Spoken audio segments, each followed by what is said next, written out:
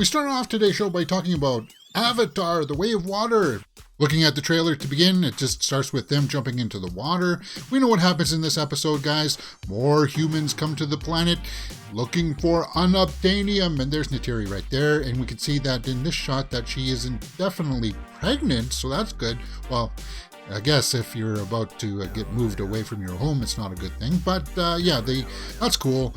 Yeah, the imagery looks stellar, guys. It looks like it's going to be a breathtaking experience from James Cameron. Now, this is the only shot in the trailer that I thought looked questionable. Like, this doesn't look very realistic in my books, but it's okay.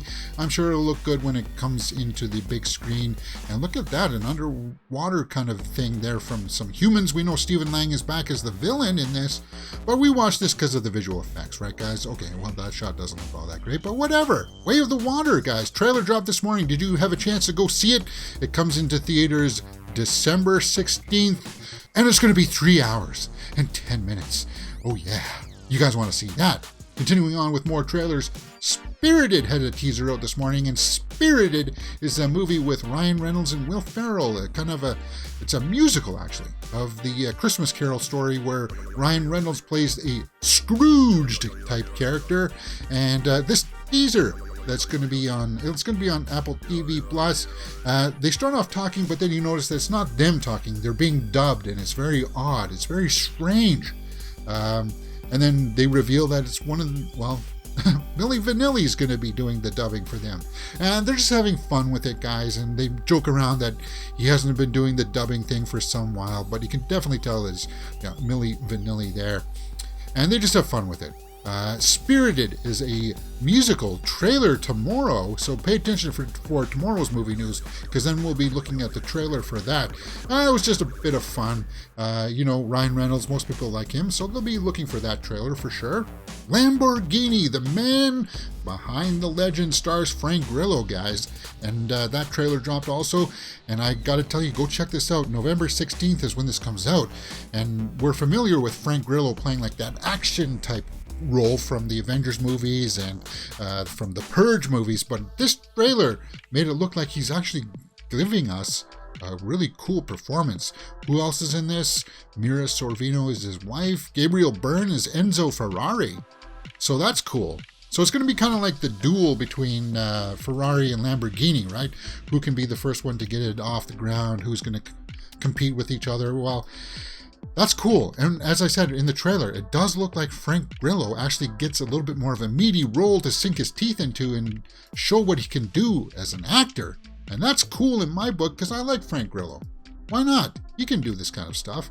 And if you are a gearhead, you'll be wanting to watch this because he really has this ability to suck you into this role that he's doing, this guy is this passion for Lamborghini to develop this car, and it's cool, man. It looks like it's going to be really well done, and Frank Grillo looks like he's doing a great performance in this. Hopefully it'll be awards worthy. Lamborghini. But I'll check this out because I like the story, and I like what Frank Grillo is doing in this. I think he's going to give us something special. November 18th, guys. A Christmas Story 2. A Christmas Story. Do you remember that movie that came out in 1983? It had that young kid that everybody kind of remembers with his big smile. What's his name? Ralphie Parker, played by Peter Billingsley. Is that his name? Peter Billingsley? Well, I guess he's coming back for A Christmas Story 2, and that trailer also dropped today, where you get to see, him as an older person playing this. And the way that this trailer draws out is that his dad had the Christmases at their family, and now it's his turn to have the family Christmas at his house. And it's cool to see them back. You see other cast members returning in this as well. It has that flavor, a bit of, Christmas Vacation mixed in with that kind of humor of things going crazy and stuff like that. But it just looks like a feel-good movie, right? A feel-good movie just in the nick of time for Christmas. November 17th on HBO Max. Daniel Radcliffe has spoken out about some things that J.K. Rowling has said. He opens up about speaking out against that because I guess he felt like it was time. The reason I felt very, very much as though I needed to say something when I did was because, particularly since finishing Potter, I've met so many queer and trans kids and people who had a huge amount of identification with Potter and that. And so seeing them hurt on that day, I was like, I want them to know that not everybody in the franchise felt that way. Not everybody in the franchise felt that way. And that was really important. It was really important as I worked with Trevor, with the Trevor Project. And yeah, so he just wanted to smooth the waters from Radcliffe's side. And kudos to him. Really cool to stand up for people like that. I think that's a newsworthy story. It's going to be all over the pages today for most people. But hey, we're a movie news show, so we're going to talk about it. What else can you find here on Mirror Domains, guys? We do full live watch-alongs for Star Wars Andor. We just did episode 9 this day, and go check that out. Full live watch-alongs. And then on Friday, we're going to do a full movie watch-along for Enola Holmes 2. That's going to be pretty cool. On Saturdays, we do a Horror Weekly Roundup, where we talk about all the big horror movie news headlines that drop during the week. And then, of course, during the week, we do a movie news live daily, 12 p.m. Eastern. So if you like these topics, you like this little digest, and you want to come and interact with us, come join us 12 p.m. Eastern. And for sure, you can interact with all the people in the live chat. And we'll talk about movies, because that's what we like to do here, because we're movie fans, right? Okay. The Super Mario movie's coming out soon, and yeah, everybody doesn't like Chris Pratt's voice. Okay, I guess I'm sort of one of those people, but I'll give it a chance when it comes out, because I think Bowser, Jack Black as Bowser is going to be pretty cool. But the Super Mario Bros. Movie star defends Chris Pratt's voice. Well, who? Khary Payton. Khary Payton, I guess he's the voice of the King Penguin there. And who is he? He's the guy from The Walking Dead, right? He's this guy.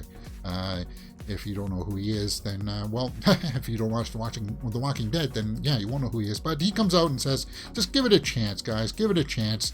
Let's see what he said. People always overreact online. I actually think that he's doing kind of like this New York Italian guy, like a cousin of The Sopranos or something, which I think is kind of fun take on it than it rather being, it's me, Mario. What he should say, it's a... If they wanted to make a whole bunch of money, they should have just had him say that line, and then people would have been on board, because we want to hear him at least say that. Why not? Why would you not give the fans what they want? We want him to sound like that, and they're not doing that. I never understood that from studio executives. I never did at all, but what do you guys think? Enola Holmes 2? Enola Holmes 2, we just talked about that, guys. Why isn't Sam Claflin in that? Enola Holmes 2 explained by the director, saying that, well, because Sam Claflin was the other brother, the other Holmes brother that was in charge of taking care of Enola in the first movie. But I guess due to scheduling conflicts, he just wasn't available for this one. But everybody wanted to see the Millie Bobby Brown, Henry Cavill interactions of brother and sister, because it's more pertinent to the story. Like, he's an investigator, he's a detective, and she's following in those kinds of footsteps, and their interactions in the first movie was really cool. So I'm looking forward to that. But we'll probably talk about that during our full live watch along for sure. That'll be appearing on Netflix. And speaking about Netflix, a movie called Troll from Norway. Troll. That'll be on Netflix. And talking about Netflix, Troll is a movie from Norway, I believe, and it's going to be coming on Netflix too, December 1st.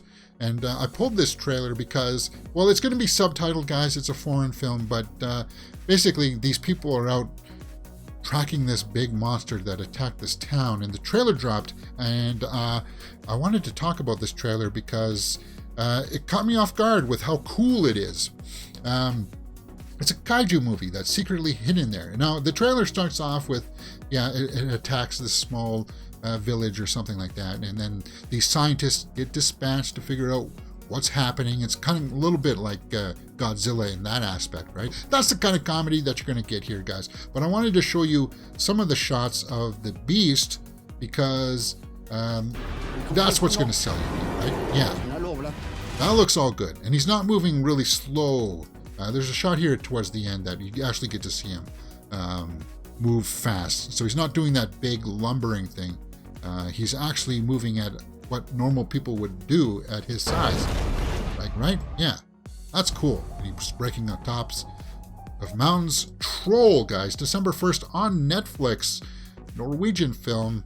I think it looks pretty cool. Now with some assorted horror movie headlines. Crystal Lake, we talked about this yesterday. Brian Fuller is the showrunner, and he's got to clear the air here because some people were getting it wrong, including myself, so we got to just clean this up. He says nothing is off limits in this Friday the 13th prequel series, Crystal Lake. Nothing. Because some people, including myself, said, well, maybe they won't be able to use the Jason mask kind of thing, but apparently they will be able to use it all, guys. Everything. Let's take a look at his quote.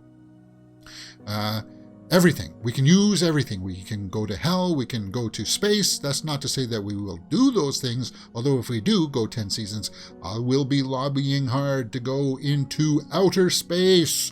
And why not? Jason in space was pretty cool. I dug it. So yeah, they have the rights to use the mask, the machete and everything. But it's a prequel. So who knows if Jason will show up in the first season or not. It remains to be seen, but I think it could. The door's open there. Barbarian director Zach Krieger says elevated horror is a useless term. Elevated horror. Have you guys heard this term, and what does it mean? Well, let's take a look at his quote here that he was saying in an interview with Discussing Film. I feel like the term elevated horror is for people who don't know much about horror. It's for people who see horror as some inferior genre. Like I don't like horror, but I like elevated horror. I like Hereditary and Get Out. Yeah, I could see that. That's definitely all written all over this. People who only like those types of horrors would use a term like elevated horror.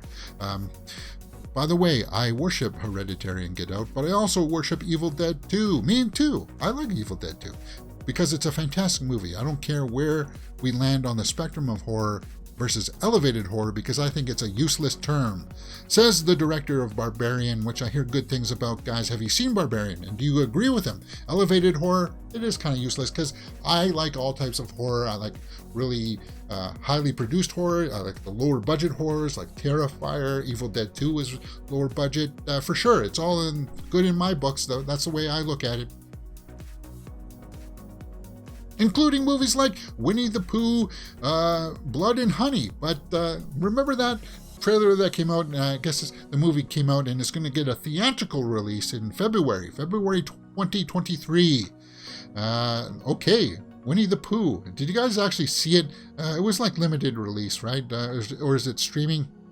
But I guess it's going to get a one-day theatrical release of February 13th, 2023, just before Valentine's Day. You can go out and see Winnie the Pooh, Blood and Honey. You know what? And that's cool. I'm talking about lower budget films, like lower budget horror films. People would say, well, that's not elevated horror. Get out of town with that nonsense, guys. You know, it works for smaller films, like Terrifier 2. Look how much money it's made in the box office. 7.7 million domestically. And that's because word of mouth sold this one. It was a smaller film. Definitely wouldn't have been classed as elevated horror because it's a slasher, it's a gore fest. But just due to demand, people talking about it, it had opened up in wider theaters. People wanted to show this movie so people can go out and see it, and it can work for these smaller films. So that's really cool in my books. Winnie the Pooh, the horror creators are also developing a twisted Peter Pan film, so look forward to that. Yeah, because this is all free use stuff now, right? Reese Frake Waterfield is developing a twisted Peter Pan movie. So yeah, Winnie the Pooh is open for interpretation. Peter Pan, it's all open for the right pickings, and it looks like this is going to become kind of a thing down the works here. What's left?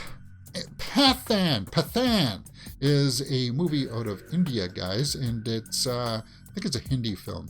It's gonna have Shah Rukh Khan and Pathaan, and the teaser dropped, and I gotta tell you, I like this quite a bit because it's got Deepika Padukone in it, and I like her, and it's gonna be in that same cop universe that's familiar over there.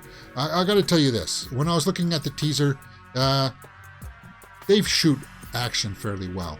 And it looks like it's going to be a nice action thriller here when they're like throwing up the gun into the air.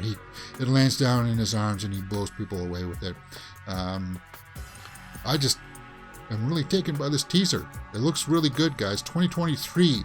Yeah, there's Deepika right there, right? Stunning beauty, for sure. Yeah. And they do good at filming action, too. They really do. Yeah. A good choreography, too.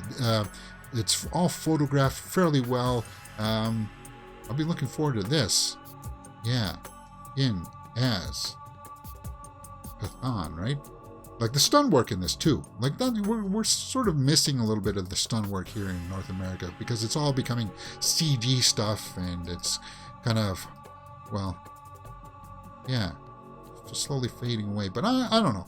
Tom Cruise still does it, so I'm good on board with that. And they're still doing it over there in India. Pathaan, guys, the teaser's out. I'll be checking that out if I can. And that's pretty much the news for today, guys. Do you like this small little digest? Let me know in the comments below. And join us tomorrow for more of the Digest 5 p.m. And yeah, if you want to come join us live and talk about these topics in detail, 12 p.m. Eastern, I'll see you guys there on Mirror Domains.